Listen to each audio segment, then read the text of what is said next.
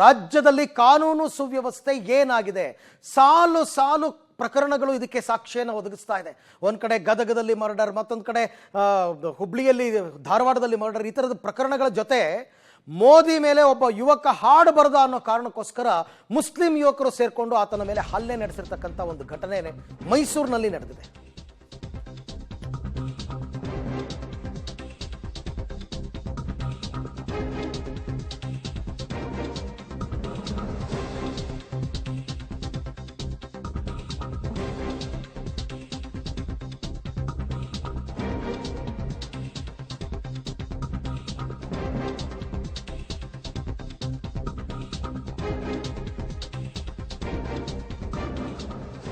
ಹುಬ್ಬಳ್ಳಿ, ಗದಗ, ಬೆಂಗಳೂರಿನ ಪ್ರಕರಣಗಳು ಮಾಸುವ ಮುನ್ನವೇ ಮತ್ತೊಂದು ಪ್ರಕರಣ.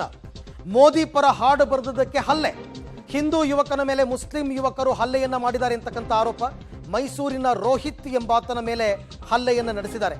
ಮೈಸೂರಿನ ಸರ್ಕಾರಿ ಅತಿಥಿ ಗೃಹದ ಬಳಿ ನಡೆದಿರತಕ್ಕಂಥ ಘಟನೆ. ಮೈಸೂರಿನ ಲಕ್ಷ್ಮೀಪುರಂ ಪೊಲೀಸ್ ಠಾಣೆಗೆ ಯುವಕ ದೂರನ್ನ ನೀಡಿದ್ದಾನೆ. ದೃಶ್ಯದಲ್ಲಿ ತಾವೀಗ ಗಮನಿಸ್ತಾ ಇದ್ದೀರಾ. ರೋಹಿತ್ ಅನ್ನುವಂತಹ ವ್ಯಕ್ತಿ, ಆತ ಏನೋ ಪಾಪ ಮೋದಿ ಅಭಿಮಾನಿ ಇರಬಹುದು, ಬಿಜೆಪಿ ಅಭಿಮಾನಿ ಇರಬಹುದು, ಬಿಜೆಪಿ ಕಾರ್ಯಕರ್ತ ಇರಬಹುದು. ತನ್ನ ಖುಷಿಗಾತ ಏನೋ ಮೋದಿ ಪರ ಒಂದು ಹಾಡನ್ನ ಬರೆದಿದ್ದಾನೆ.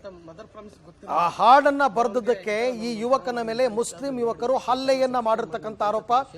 ಇದು ತುಂಬಾ ಗಂಭೀರವಾದ ಪ್ರಕರಣಗಳು. ಸರ್ಕಾರ ಇದನ್ನ ತುಂಬಾ ಗಂಭೀರವಾಗಿ ಪರಿಗಣಿಸಬೇಕಾಗುತ್ತೆ. ರಾಜ್ಯದ ಜನತೆಗೆ ಉತ್ತರವನ್ನ ಕೊಡಬೇಕಾಗುತ್ತೆ. ಚುನಾವಣೆ ಹತ್ರ ಬರ್ತಾ ಬರ್ತಾ ಬರ್ತಾ ದಿನಕ್ಕೆ 4-5 ಇಂಥ ಪ್ರಕರಣಗಳು ನಡೆದ್ರೆ ಸರ್ಕಾರದ ಮೇಲೆ ಜನ ನಂಬಿಕೆಯನ್ನ ಹೆಂಗಿಡ್ತಾರೆ? ಇಂಥ ಪ್ರಕರಣಗಳು ಮತ್ತೆ ಮತ್ತೆ ಮರುಕಳಿಸ್ತಾವೆ. ಸಾಲು ಸಾಲು ಪ್ರಕರಣ. ಹನುಮಾನ್ ಚಾಲೀಸ ಹಾಕಿದ್ರು ಅಂತ ಯಾರೋ ಹಲ್ಲೆ ಮಾಡ್ತಾರೆ, ಜೈ ಶ್ರೀರಾಮ್ ಕೂಗಿದ್ರು ಅಂತ ಹಲ್ಲೆ ಮಾಡ್ತಾರೆ, ಮತ್ತೊಂದ್ ಕಡೆ ಯಾವ್ದೋ ಲವ್ ಜಿಹಾದ್ ಅಂತ ಹೇಳ್ತಾರೆ, ಇನ್ನೊಂದ್ ಕಡೆ ಎಲ್ಲೋ ಕೊಲೆ ನಡೀತಾ ಇದೆ. 4 ಜನ ಒಂದೇ ಕುಟುಂಬದವ್ರನ್ನ ಕೊಚ್ಚಾಕಿದ್ದಾರೆ.